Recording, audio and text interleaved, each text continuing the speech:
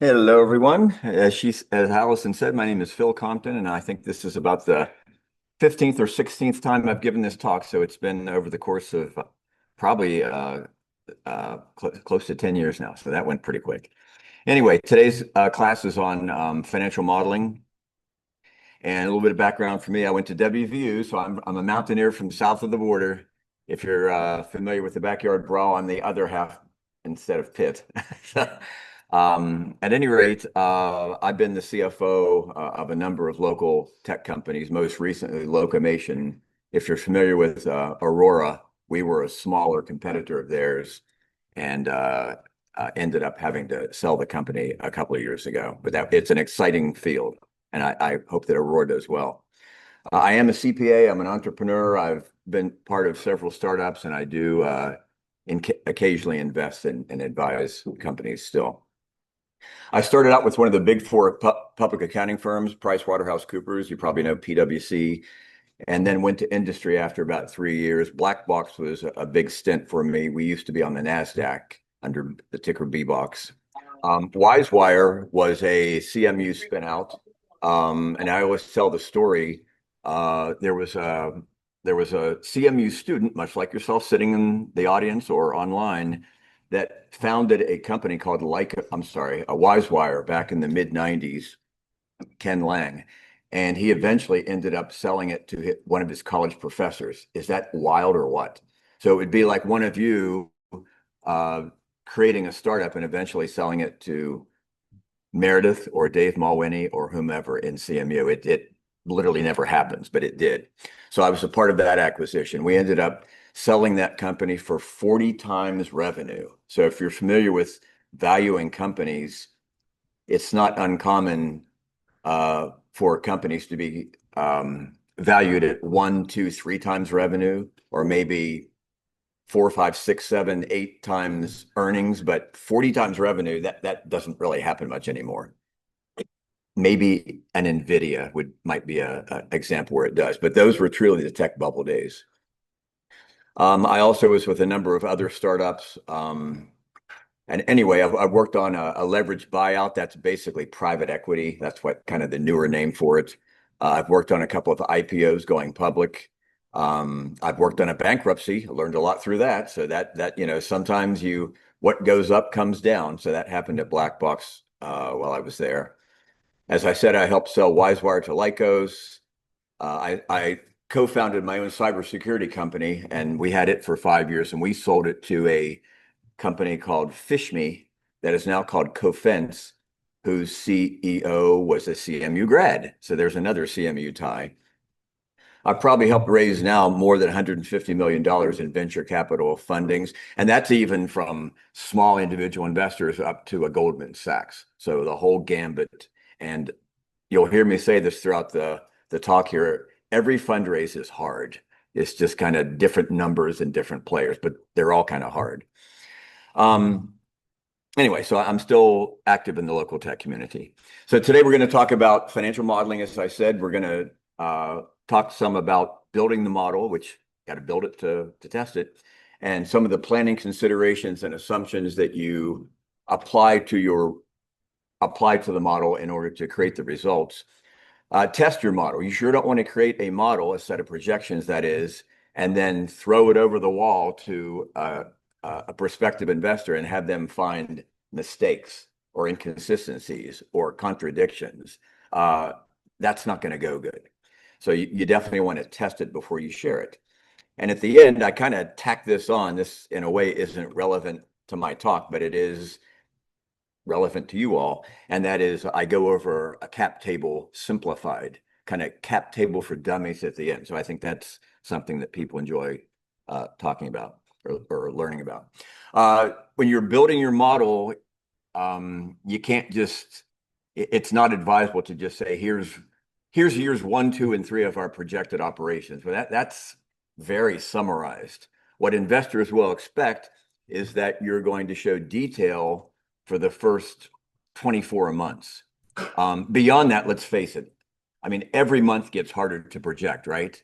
If you had to predict something right now, you could probably predict tomorrow better than next week, better than next month, better than next quarter, better than next year, better than year two. So everyone knows projections are going to kind of wobble over the continuum as time goes on. But you got to start somewhere. Um, so what I would suggest is you'll probably have 24 months of detail being projected and then a third just year. You can get by with that third year because, quite frankly, who knows what's going to happen in that third year. And what I would say is you should have a rolling forecast. Let's just say you launch your company today, and this is, day one, month one. There's 24 months from now. You should always be uh, updating your model for 24 months out. So today's month one, 24 months. Next month is month two. Build your model out to month 25. Month three, build it out to month 26, and so forth. Always have a 2-year rolling forecast. And what you can do is for the months that have been completed, or in other words, they're now in the past, you can insert actual results so you can see if the trending of your projections makes sense with where you've been. The best predictor of where you're going to go is where you've recently been, right? I mean, that makes sense. So you don't want to just keep building a model that never takes into account actual results. You want to keep those in that model and then build forward from there. It's going to make a difference as far as your planning goes as to whether you're projecting for your initial funding or a subsequent round. Your initial funding, while you may have some experience in business, I don't know everyone's background, of course, but most of you probably this would be your first startup if you're going to get involved with one. So you actually have no experience with that company ever. So your initial funding round is going to be, or a model for that funding round is going to be the most involve the most guesstimation, let's put it that way, the most estimates. If it's a subsequent round, you can say, hey, here's what we did in year one. Now I'm going to project years 2 and 3, and I have or have not built credibility in the first year as to, how predictable our results would be based on that past year. Are you going to build the company to sell it? That's somewhat of a dangerous tact. There's all sorts of motives to people getting into business. Some people get into business for the betterment of society and mankind. Others get into business for profitability and fame and fortune and all that. That's certainly a worthy cause.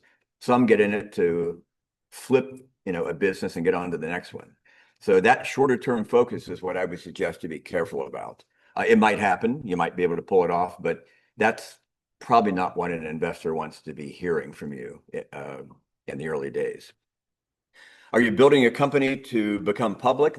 Let me tell you, from working on a couple of them, that is not easy. It's harder today than it's ever been. The amount of overhead and financial, accounting, legal, tax, human resource oversight for going public is massive with a capital M. So it is not easy to undertake. Ask Aurora here in town. Ask Duolingo. And it's really not even as realistic these days. I mean, it's always the ultimate goal for a company to be public. Think about having your company's ticker, the company that you founded, your ticker on the stock exchange. Would that feel amazingly incredible? Of course it would, but it's something that may or may not happen over time. You won't know in the beginning. You just won't. There's a certain kind of transaction that we actually undertook at Locomation called a special purpose acquisition company, or a SPAC. You might have heard of them. They were in favor about 2018 through 2021. They fell out of favor real bad 2021, 22, recovered in 2023, 24, and now, from what I assess out in the market, they're actually starting to make somewhat of a comeback. A SPAC is where you partner with an already public shell company. All they have, it's a shell company, all they have is cash and equity. There's nothing else. No assets, no employees, no nothing. Cash and equity. And you, as a partnered company with them, actually merge with the public company, and then you become the public company. It's called a reverse merger in some terms. But let me tell you, that's a difficult transaction. I was involved in one of those as well. Or are you building the company for the long term and seeing what happens? I would suggest that is the best item on this list. And that is if you build a product or service where customers actually use it, buy it, up and ups, you can upsell them and they buy more, and then they become a referenceable customer, and then you reach cash flow break even and profitability break even, you've now created a business that is very attractive to outside parties. So in building a company for the long term and achieving those building blocks of a business, 1, 2, 3, you've basically set yourself up to be extremely attractive for the long term. Be realistic in the numbers and the time it takes to achieve them. I've seen a lot of projections over the years. I've created a lot of projections over the years. I am a judge in the McGinnis business plan competition every year. And, once in a while, and even in my own business experience, you'll see a startup suggesting that they're going to come out of the gates and do, let's just say, $1 million of revenue in the first year. I mean, it's not a huge number, but to go from 0 to $1 million in your first year, as a startup, that is a pretty big undertaking. And then of course, we're going to do 5 million in year 2 and 20 million in year 3. Well, now you're starting to lose a little bit of credibility there. Again, any of these things may happen, and I would hope for all of you that you do experience that rocket ship taking off. But the fact is that may be a bit of a, negative to a potential investor and even your board if you are projecting, extremely unusually positive results out of the gates. Most likely, you're going to crawl before you walk, before you jog, before you run, like most other companies. The Facebooks, the Amazons of the world did not kill it in year 1, maybe not even year 2, year 3. Google was founded back in the mid 90s, and Amazon was founded in the mid 90s and took years to ever reach profitability. I mean, probably like 12 to 15 years. That's a long time. Plus, you'll be viewed more credible and less risky and more believable by potential investors if you, kind of show a more measured trajectory. So you'll need that model to work with, and I just happen to have built a template. While not perfect, is available to you online, and it's been used by actually a lot of students that have been in this class before and others at CMU. So I guess it is worth something. You need to document the assumptions you're going to use in building the model. Anytime you're creating anything, it's all contained in your head, right? Maybe you and someone else are working on this model. You're working on any project. When you start out, you know everything in your head, so you don't need to write it down or document it. But when you're building a model, it's going to change a lot. It's going to change and change and change, and you're going to modify it all the time. It is a living spreadsheet. It is not a set of spreadsheets. It is not a got it done, check it off the list, and there it sits. It's going to be changing all the time. So you'll want to document your assumptions and your reasoning in a tab right up in front in the model, and I just would call it a notes tab. I mean, people understand that. I will tell you that I've sent projections, in other words, a model, financial model, to, over the years, hundreds of investors, because I follow a pretty nitpicky way of creating notes in that first tab. That greatly has reduced the number of questions and doubts about a lot of the models that I've sent out to potential investors. Again, nothing's perfect, but having those there, they can then go and see, it tells the audience a more complete story of what you were thinking or what you are thinking, and that you understand what you created. You didn't just kind of use the old dart to throw at a dartboard and came up with the 1 million, 5 million, 20 million example that I gave you earlier. What type of company are you striving to create? I mean, there's anything you can think of can eventually be a company. It can be some kind of device, a medical device, hardware, software, AI code, AI chatbots, uh, robotic prosthesis. We've got one of those here in the Oakland area company. A cafe, a coffee shop, a consulting business. I mean, any kind of idea you can think of can become a company. Are you going to be a product or a service company? So what kind of business company do you think would eventually be more valuable? A product, and I'm going to use this a lot today. If anyone's ever seen me do this example, I talk about this Logitech pointer quite a bit. This is my prize product we're going to talk about. Of course, I'm having some fun here, but it's my prize product. Is a product going to be more company going to be more valuable in the future, or will a service company like a PwC that's a big accounting firm? What do you guys think? So the product is more, you're more in control of what's going on. It's like a sort of vertical integration type of thing. Yeah. Okay. You have IP, you have manufacturing, so you have more pieces of the puzzle. Great. And more, more protection, kind of a moat around your business idea, maybe. I believe that to be true. Now, a product company you can think of, again, here we go. Apple, you might have heard of that company before. So, that's a pretty valuable company. I think they just joined NVIDIA as the first two $4 trillion companies. That's not too bad, huh? So, product companies are harder to start, more expensive to start, more expensive to manage. You've got a bill of materials and 1,000 different pieces literally moving in your operations. Whereas a service company could be, I'm going to use my laptop and actually create financial modeling for you. I'll just be a consultant to you. That's my business. I'm a service company. Or I'm PricewaterhouseCoopers, where I'm going to perform auditing services and tech services for you. Or I'm a Google that until they got into other product lines were really pretty much a service company, right? A search engine is what they were for years and years. Then they developed,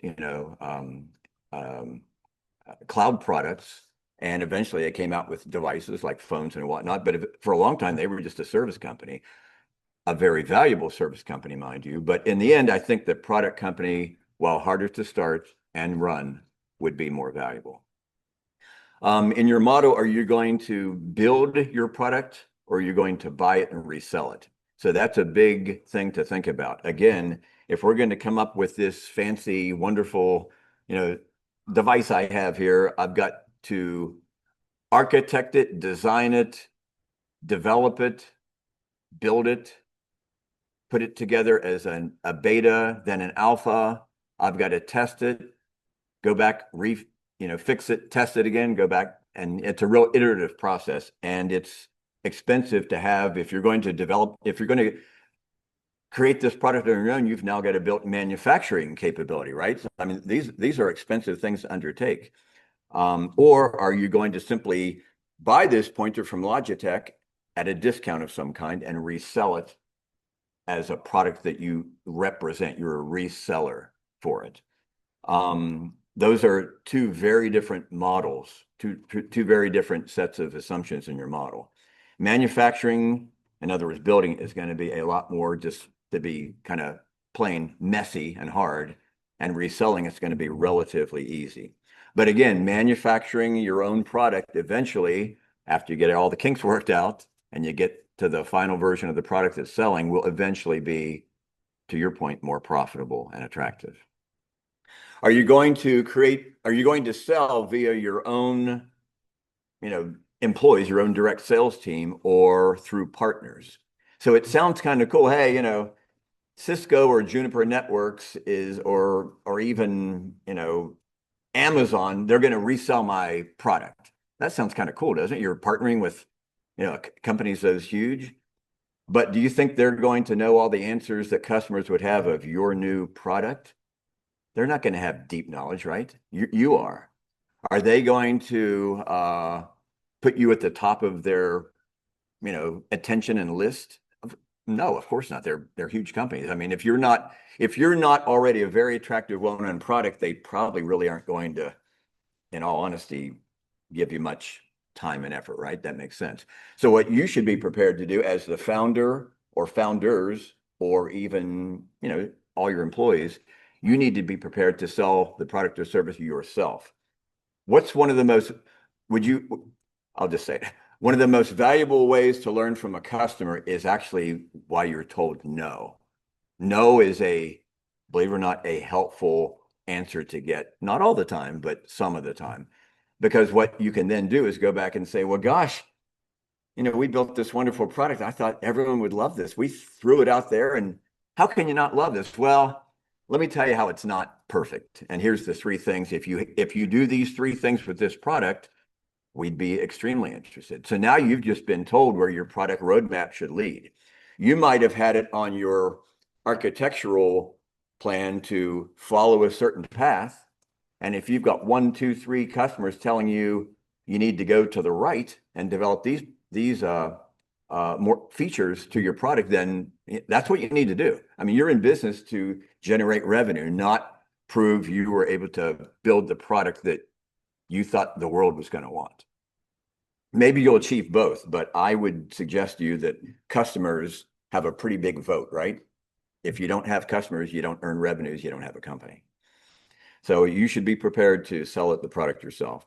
What type and how many employees do you need to build the company? Hardware engineers, software engineers, AI code developers, robotic engineers, sales, marketing, human resources, operations people. I mean, there's all kinds of employees that you need. Know that everything that's in this model is going to affect your cash needs. And I'll show you the model here in a minute, but this is an example of the notes tab. And I think rather than spend time here, I'll show it to you in the Excel spreadsheet here in a minute. So defining relevant assumptions continued here. What tools do employees need to do their job? Well, I get kind of goofy here, and I will tell you from experience, employees aren't shy to ask for pretty much anything. So here's kind of some comic examples. I need the latest and most powerful computer, and of course, a monitor. In fact, I need a huge monitor. In fact, the heck with the computer, I need a powerful laptop, the latest and greatest that's on the market. And I don't just need one big screen, I need two. And actually, I need two curved monitors because that just kind of makes me feel good. And, this desk that you guys have supplied, this really isn't cool. I want a standing desk. And I don't just want a standing desk that cranks. I want one that I can push buttons and it goes up and down. And in fact, what I saw on the internet the other day is I would like a treadmill desk. So I want to actually walk while I work. So in that treadmill desk, I'll need some ports for my devices and a little fan to keep me cool while I walk. And that's what I want. So I'm being a little bit sarcastic, of course, but employees are not afraid to ask for things. And you, as a founder / CEO / management, are going to have to learn how to probably uncomfortably say no and not now to your employees at times. Where are you going to put them and how long are you going to stay? Let me ask you this. Do you think that space can be a legal obligation for you as a founder? Let's just say as a founder, you sign a lease and you take some space and wow, we've got our own spot now. And can you be legally liable for that lease? Can you actually lose everything you have for that lease? Is that possible? Someone's shaking their head. Yes, the answer is yes. When you sign on that dotted line to a landlord, let's just say, boom, we're in a building downtown right now, really nice building here, and you sign a lease, they're not just going to let you off because it becomes too expensive for you. They're not going to just let you off because you kind of had to fold up the business. They're going to enforce that contract and come after whoever signed it. Now, if you sign it, in fact, here you go. Only sign it as a member of the company. Do not provide a guarantee. So remember, do not guarantee any financial or legal obligation of your company. Okay? Exclamation point. Because you most likely would be personally liable for years and years. And even after that company might have folded, you might still be paying for it. So be careful with space. I would suggest there's more free space, more shared space, more incubator space. Example right here to a degree. You can even go into, let's just say, a Panera. They've got a lot of the Paneras have a little meeting room in the back. As long as you order a few things, you can meet back there. It used to be down here in Oakland, you could meet for 4 hours in a room. That's pretty good when you're a startup and you don't have anywhere to go, right?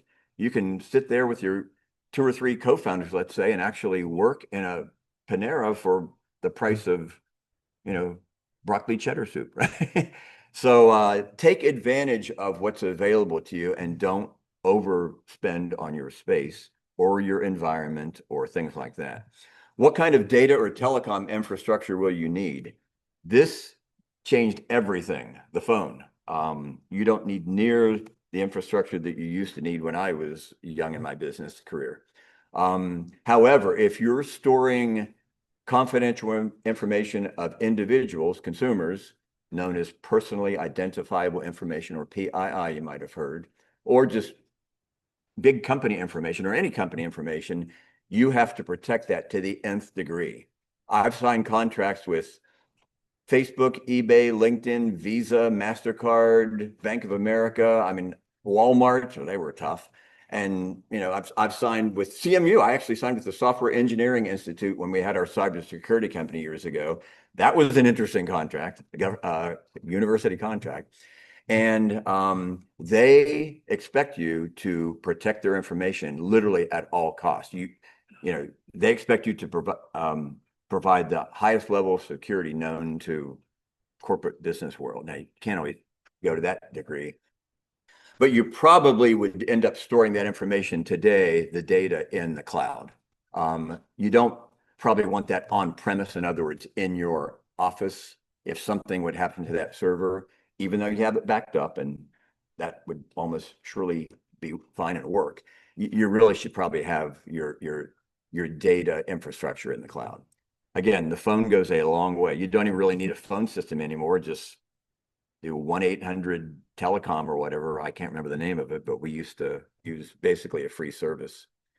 What kind of marketing efforts will you need to gain mind share in your industry? A lot. It is so hard to create noise and awareness in any market now. What's the average attention span of a consumer right now? Like 7 seconds or something? It's at an all-time low. It's almost to the level of a goldfish. So that's maybe not quite that bad. But the point is, you're going to have to spend a lot of money to make your product, service, company, yourself known. Even people knowing you around CMU campus or Pittsburgh is not going to make any noise in Austin, LA, Chicago, New York. You've got to create a presence and a constant and rising presence. So it's almost surely going to involve a pretty hefty social media campaign, and you guys would know all about that. How much will the sales team need to travel? Do you need to go to trade shows? Every year, if I'm going to launch this wonderful product I keep talking about, I probably want to go to the Consumer Electronics Show in Las Vegas. That's the granddaddy. The CES in Las Vegas. That's where you want to launch a new product. It's expensive. I've paid for booths and meals and all sorts of things at these shows, and we're talking six figures. You could easily spend 80, 100, 150, 200K at a big trade show like that. You might get by at other trade shows with $30,000 or $40,000, but trade shows are expensive. Probably not needed in a lot of cases, but if you plan to go that way, they're expensive. So sales teams can do so much more virtually now. Zoom changed everything. That. You don't have to go far beyond COVID to know that the world has changed and how online and virtual and digital marketing and sales is very accepted and pretty much the norm now. So again, all these assumptions are big ticket costs that are going to affect your initial and ongoing cash needs. And you're going to say, well, that walking treadmill desk sounds really interesting, but the answer is no, right? And in fact, speaking of cash, I always have this silly example. Cash is not only king, I say cash is King Kong as I hit the desk and drive it home that no cash, no business. When you run out of cash, you're out of business. You have to preserve cash. You have to be aware of cash.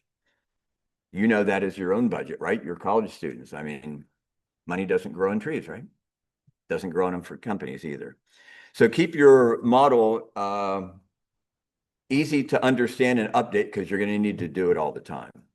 And know what happens and have the model built that the model will change and be sensitive to or reactive to if you modify your revenues and the related cost of sales. It's called COGS. Add a body, people are expensive, right? What percentage of a company's costs usually are dedicated to employees, do you think? It's about 70%. Think about that. For every dollar to run your business, sales, marketing, legal, HR, space, all that stuff, 70% of it, that's 7 out of $10 is actually taken up most normally by employees. So employees are expensive. What they want are expensive, and you need to know what happens every time you hire a body. I would suggest that you kind of go slow when you're hiring people. I might even suggest you start on the consulting relationship route. That way, if you have to, maybe you made a mistake or it's just not a good match or you need to, cut back, it's easier to kind of get out of a consulting arrangement than it is a full-time employee. Now, consultants may not be as dedicated as a full-time employee, so there are pros and cons here. Plus, employees will be in the trenches with you. Consultants they might have other customers, and you're just one of them. Let's go to the model. So this model is available to you online, and I just have to find it here. Here we go. So this is the first tab. I'm going to walk around some called the Notes tab. I don't think online you can see me. So there's a Notes tab. There's this Financial Statement Summary tab, a Financial Statements Monthly tab, Revenues, Employee Input, Operating Expenses. It's a pretty robust model. Again, not perfect, and it's I think the last time I updated this was 3 or 4 years ago, but it is still very valid and pretty good. But the one caveat I would say here is right up the top there in line 5. Please read this. This model is a template and contains hypothetical data to illustrate how all formulas and integrations flow. You will need to change it and insert your own data. That kind of makes sense, right? I've actually had a couple of individuals send me this model to review that they updated for themselves, and it had a lot of the data that I had put in it. So that's, your startup isn't Phil's startup, right? So you'll want to change the information for yourself. But as you can read down through here, I don't want to take up time in the class here, but you'll see that this will allow an audience to look at your assumptions on, revenues and customer renewal and churn rate and cost of software and services, sales, commissions, employee payroll taxes, benefits, sales team travel, contractors, accounting, legal, patent fees, marketing. It's pretty comprehensive, and you'll have your notes. You'll supply notes over here in the, in columns, what is it, B through whatever. You'll supply the notes there, and then whoever's looking at your model will know what you assumed, and you can change them over time. One thing I also want to show you is revenues. So this is the revenues tab. It's actually, when you sign a contract, which you should always memorialize, in other words, sign a contract for any product, for any interaction you're going to have with a customer, or really any party, employees, partners, customers, anyone, you need a contract. You need to sign it. When you sign a contract in business, that's typically called a booking. You might hear, we booked a deal, but that doesn't mean revenue. Revenue might take weeks or months to actually perform your service or deliver your product. And then after that step takes place is when you can recognize revenue. So when I say revenue generally here, I'm kind of actually referring to the bookings. But one thing I wanted to show you on this tab is, let's just say there's a sale here. And if you can see this in row 5, a $40,000 sale. And right now, this is what I call a CEO toggle. So in other words, if you change this one cell, what is it, F5? If you change that one cell, it's actually going to ripple through the model. Because when you make your projections, you're of course going to make the projections you think are reasonably accurate, right? You're not going to send out a model that you don't believe in or you shouldn't. So your projections are your heartfelt projections and estimates. But let's just say you want to, and right now in year one here, there's actually the total bookings, we'll call them revenues, right down here is $280,000, if you can see that. So $280,000 in column S. Let's just say we change that CEO toggle and make that, let's just say we're going to assume that we only make 50% of our revenues. So we're going to see what happens when we change it to 50% of our revenues. And I know this is pretty straightforward. Now we see down in column S that the sales are 140,000. So they're half of the 280,000 that they used to be. I mean, duh, of course that's going to be the case. But, and then, again, in the interest of time, let me go one more thing. Employee input. I talked about employees being 70% of your costs. Here's a tab that's very similar to the revenue tab. You change assumptions and it ripples through the model, of course. Let's just say up here in row one, here's the CEO. You're the king or the queen and the head honcho and also the most worried employee and the most stressed employee, but you're the CEO. And you're projecting that you're going to have a start date. In this case, it was January 1st of 2020 at a certain salary, and there's your monthly payroll, if you will. Let's just change that to 4/1/20. Again, you have to update it for the year. And now the salaries don't start until April. So, I mean, these are obvious things, but I just wanted to show you that the model is pretty easily updatable. That's my point in showing you the spreadsheet. So let's get back to the presentation. If I can get back out of here. And here we go. Just bear with me a moment, please. Okay. So again, build the model. I'm kind of repeating myself, but build it so you'll know if you add a person, a customer, an expense, anything.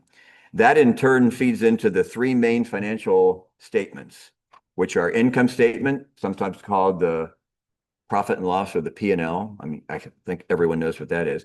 A balance sheet and your cash flow statement. And this is something, I mean, I took accounting in college, right? No one ever actually showed me how they relate to each other in a real simple way. So I thought I would just kind of create this. The net income of your income statement over there on the left side, see income statement, then you look down at the bottom, that first year was a loss of it, minus $149,500. It actually flows into the equity section of the balance sheet. What's the balance sheet? It's basically assets, what you own, right? Minus liabilities, which is what you owe. So if you take the total of what you own, your assets, minus what you owe, your liabilities, it equals equity. Again, in class, sometimes it's not taught that simply, but that's really what a balance sheet is, and it has to balance. So what you own minus what you owe equals what you keep. How's that? Yeah, that's the easiest way to think of it. So the earnings, and that's profit or loss for the year, go into the cumulative retained earnings or loss. Retained means it's what you've kept. Remember, I used the word keep. Your assets, the cash on the balance sheet is actually then the ultimate result of your cash flow statement. That makes sense. So what a cash flow statement does is it converts your income statement, that negative 149,000. You see how it starts over there for the cash flow statement at the far right of the screen. I know some of you are online, obviously. You see that negative 149,000 up at the right-hand column there. It actually takes it through items to convert it to a cash balance. So I'm not going to go any further into that, but that's kind of how it works. So let's go ahead and move on some. We're always strapped by time. Let's go into some real basic but important financial terms and metrics that you need to know when presenting to investors. So did your ears just go up? You need to know these terms when you're presenting to investors. Some of you are very familiar with this, others maybe not so much. So if you know it and seen it, bear with me and everyone else. Burn rate, your cash burn rate. What are you burning every month? I mean, if you watch Shark Tank, which by the way is I think 50% educational and lifelike. I really do. I think it's accurate in a lot of ways. I know as someone who is presented to investors and also then been on the investing side that it happens somewhat like it does on Shark Tank. As funny as that is, there's entertainment value there, but it's not always as entertaining in person. How's that? When you're under the gun. So burn rate is the trending amount of cash, trending meaning over, let's say, a quarter. Any 1 month is not indicative of where you stand as a business. You might be profitable 1 month, not profitable 3 months. Then for 2 months, you are profitable, then you're not. I think if you look at chunks of 3 months, in other words, quarters at a time, that'll tell you what you're trending at. Doesn't have to be perfect, but let's say a quarter. So the trending amount of cash that you consume in a given month or quarter equals the cost of goods sold of this wonderful product again, the cost of your consulting service or cafe, right? Whatever the cost of that product is, plus all your operating expenses, 70% of which are in people, right? Usually, plus capital expenditures, furniture, chairs, desk, servers, data, storage that you might need, manufacturing equipment. You're definitely going to get into some capital expenditures when you start building and manufacturing a product. That'll be a big one on your spreadsheet. And plus any current debt obligations, which in your early days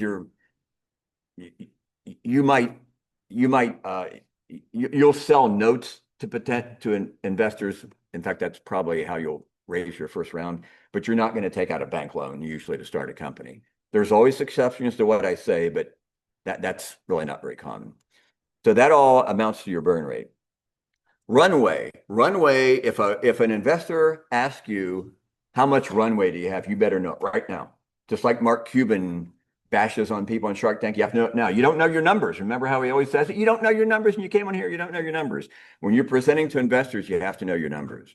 When you're presenting to your board, which you probably eventually have a board, you have to know your numbers.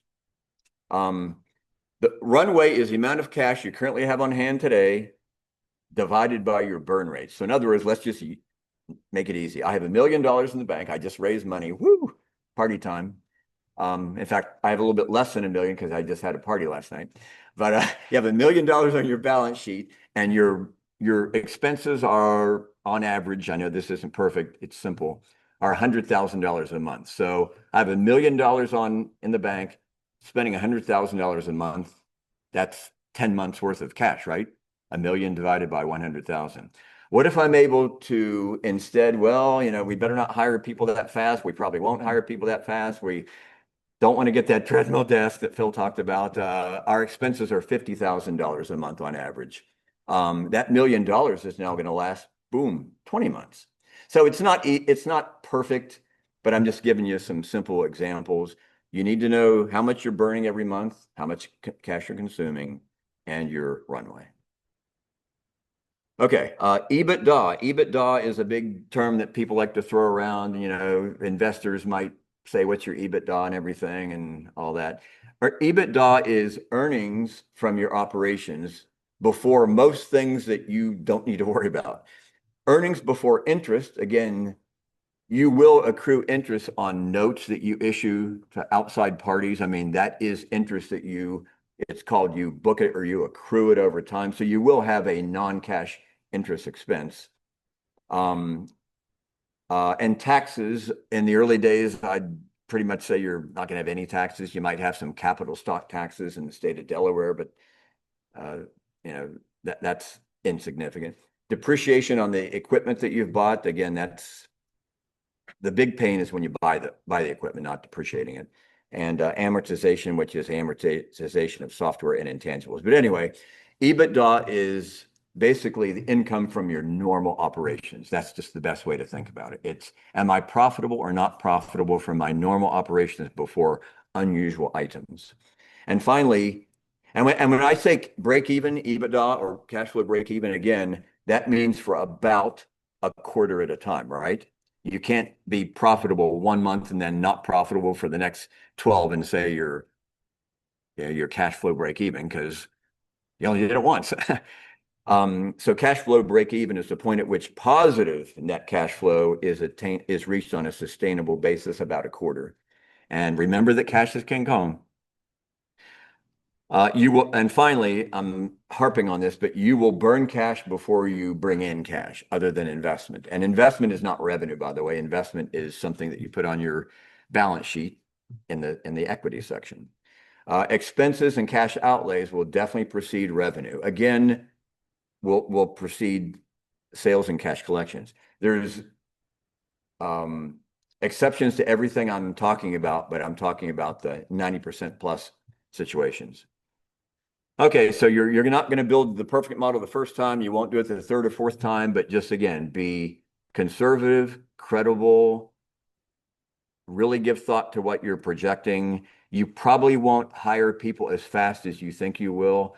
How many models I've seen, and when you're building a model and you get to be a little bit bigger of a company, you'll have departmental managers giving you their input to the forecast. You might call it the budget, and everyone wants to hire all their employees day one. You couldn't even do that. I mean, you don't know where to put them. You can't even welcome them. I mean, you're not going to hire all your employees day one. And it's amazing when they're saying, I've seen entrepreneurs. Here's my 2026 model coming up, and we're going to hire 12 people. You're going to hire them all in January? Yeah. Day one. Yeah. No, you're not. You're always going to hire slower. In fact, it's hard to find employees, right? It's not easy to find good qualified employees that you want to bring on into your precious startup where every person has a big impact on your operations.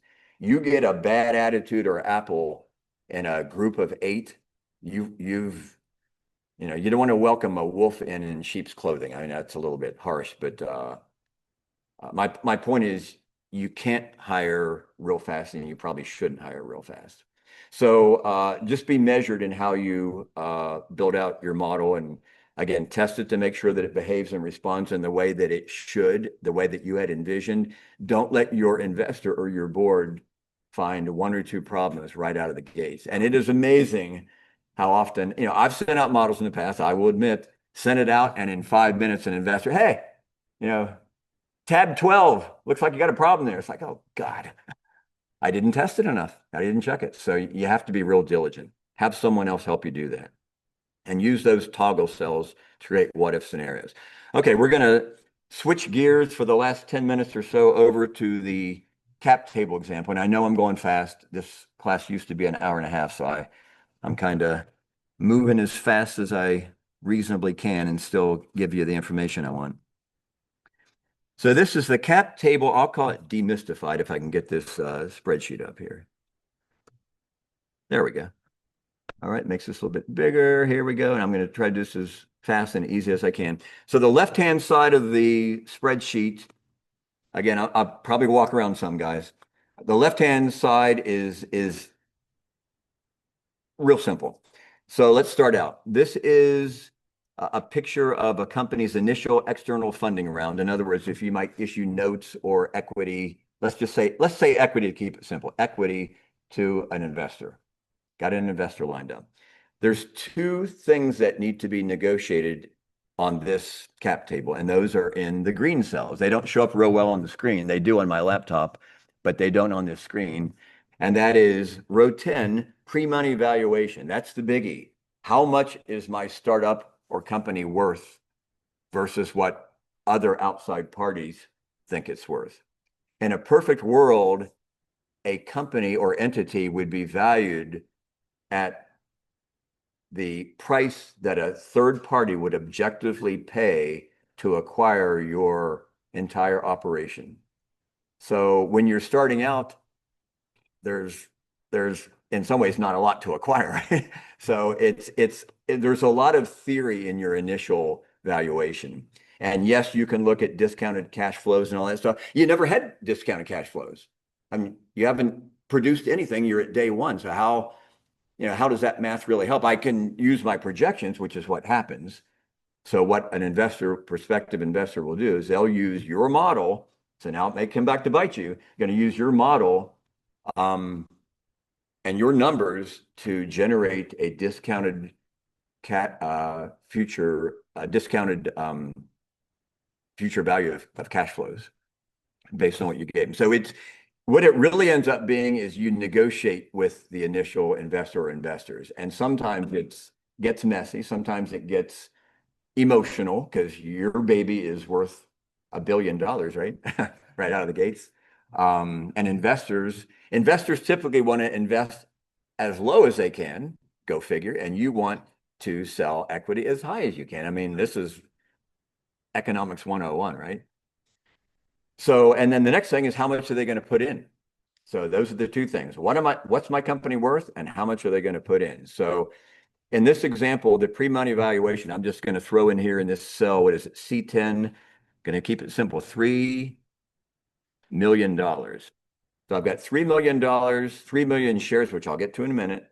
That means the price of my shares in this first round are $1 a piece. $3 million divided by 3 million shares. That's nice and easy. But let's go over here. Let's go over to the right side. Oh, let me finish here. So the value of your shares is $1 in this example. In row 13, new money, that's what we're going to have someone put in. Let's just put in $1 million. Got $1 million in your first round. Woohoo! Party time. So the new money in this first round is $1 million. You're selling it at $1 a share. So $1 million of new money divided by $1 per share is 1 million new shares. If you take the 3 million shares you had before you welcomed your investor in, plus the new million that's being issued to them, 3 plus 1 is 4 million, right? So they have bought 1/4, 1 divided by 4, of that company, of your company, or 25% of the company.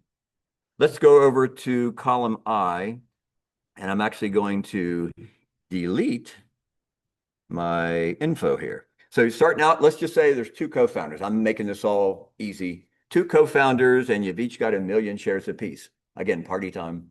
I've got a company, not really worth anything today, but I've got 2 co-founders. We're arm in arm, and we each get 1 million shares, and we own 100% of the company. We kind of own 100% of nothing, or we may own 100% of the next NVIDIA. Whoa. So we don't know the answer yet, do we? Let's go ahead and we're going to hire some people. I called it management in row, what is that, 10, but just, you know, some of your initial important employees, and you end up issuing them 500,000 in shares of equity. And I know I'm skipping a lot of things. In fact, I'll withhold some of my comments. Let's just say you issue them 500,000 shares.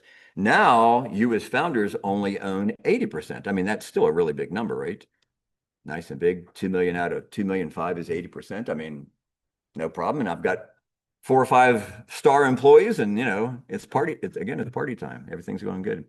Now I'm going to sell some equity. Again, it's probably going to be convertible notes. Just bear with me. Sell some equity to friends and family. I'm going to get, my Uncle Joe and my, neighbor and the postman to put in some money, and I'm going to issue them another 100,000 shares. They get about 4% of the company. I still own, as founders, 77% of the company.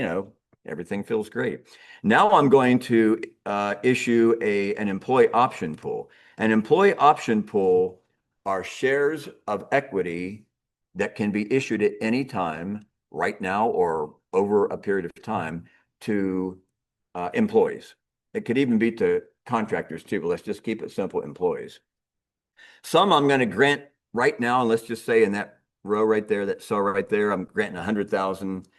So, but what I want is a pool that's about 10, 12, 15% of all the available shares. So if you look here, the employee pool that has been granted, stock options already issued to employees, and the employee pool that's ungranted, not yet issued to employees, is about what, 13.3% of the company. Well, that's kind of within the range, 10, 12, 15%. I'd suggest you try to shoot for 15%, by the way. This is just an example. So now we as founders own 67%, Wow, that's not 100 anymore, is it? So I would not get quite so worried about that. But if you look over on the other side, I'm going to go back to the cap table. I don't know what just happened there. That was weird. I'm now going to squeeze you as a potential investor, and that's a little uncomfortable because the potential investor is now going to say that, you know what, we're only going to give you a valuation up front of 2 million. So we just cut your valuation and we own not 25% of your company, but a third of your company. And you as founders, uh,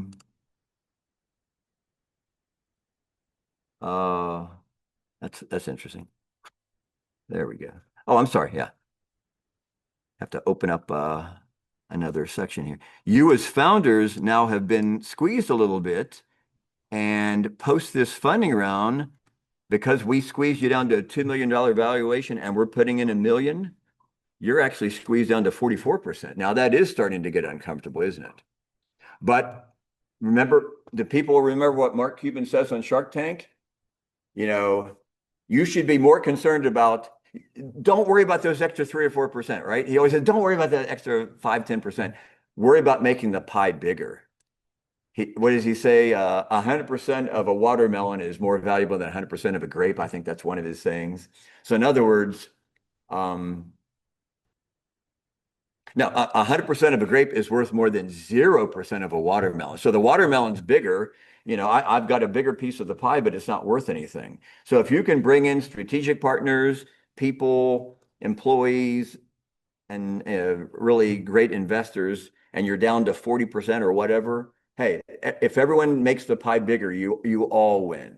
Those extra 10, 12, 15% that, you know, you didn't quite keep 50% of the company is going to pale in comparison if you can build that pie big enough.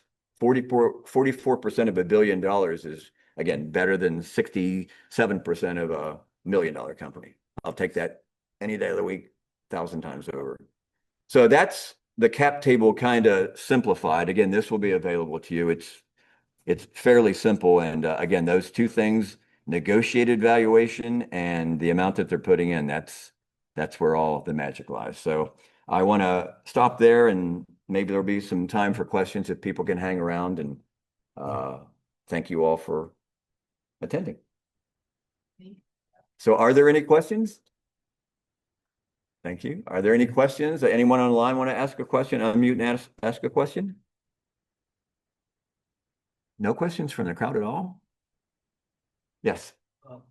So when you're in a founding team, would you suggest that everyone, right from the CEO, the CTO, the CFO, everyone know how to manage their finances? Or if the CEO doesn't exactly know how to balance the sheet, is fine.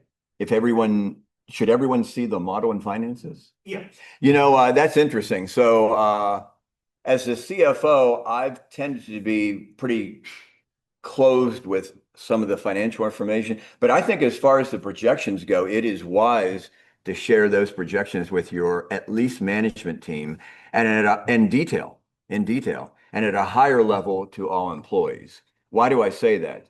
So first of all, an informed employee is more engaged than an uninformed employee. I mean, I think that probably goes without saying. It shows trust and respect to employees if you share a certain amount of information with them. I think that goes without saying. And you want them to know why goals A, B, and C are important. It's so that we can achieve those projections that we've gotten approved by the board and then we agreed to with investors and when we took this money. So it's kind of important. And they may not put any more money in the company in the future if we don't achieve these goals. So by you knowing the goals to a certain degree and the path and assumptions needed to get there, I think everyone's more on board. I think with the management team, again, let's just say you end up growing to 50 employees. I know it seems weird when you maybe one or two of you, but you'll need input by people, departmental managers, if you will, for their assumptions that should go into the projections. You as a founder, CEO, CTO, whatever you are, can't know, you know, what every single person is doing at their desk and on their laptop. So you need a collaborative effort, which means you need to share information with. Now, in terms of the equity and ownership, what's up on the board right now, I'm a lot more close-fisted with that because, people may say, I can't believe the founders have 67% of the company. I'm I'm more important than the founders are, and I have 1%. So you never know how people think. Or they may, if you share too much, they may see that someone that's their peer has double the equity they have, and it just can cause problems. I went to a startup one time, and God love the CEO. We're friends to this day, and I truly love the man. But he had the payroll register out on top of a bookcase. I'm like, and we shared an office. So I'm like, whoa, I think we need to kind of lock that up. That's everyone's payroll. He goes, oh no, people don't look at that. I'm like, I guarantee they do. When you're gone, people come in and they look at the payroll register, see what everyone makes, including you, and they're going to see what everyone else makes. So it's kind of the same thing with equity ownership. You can share a certain amount of information, but again, I would be real guarded. I think enough said there. Any other questions? Okay, who all is looking at starting a company? I know she asked before, so we got 1, 2, 3. We've got everyone here. I don't know about online, but we've got 5 different parties here in attendance that are looking to start a company. It's exciting, scary, rewarding, exhausting. If you're doing it, you're getting a pretty good idea. I did it for most of my 40-year career. I got out of big public accounting and big companies and went down in the trenches. So I've lived it an awful lot. It is fun and interesting, and it's hard at times. So good luck to you all. All right, thanks again.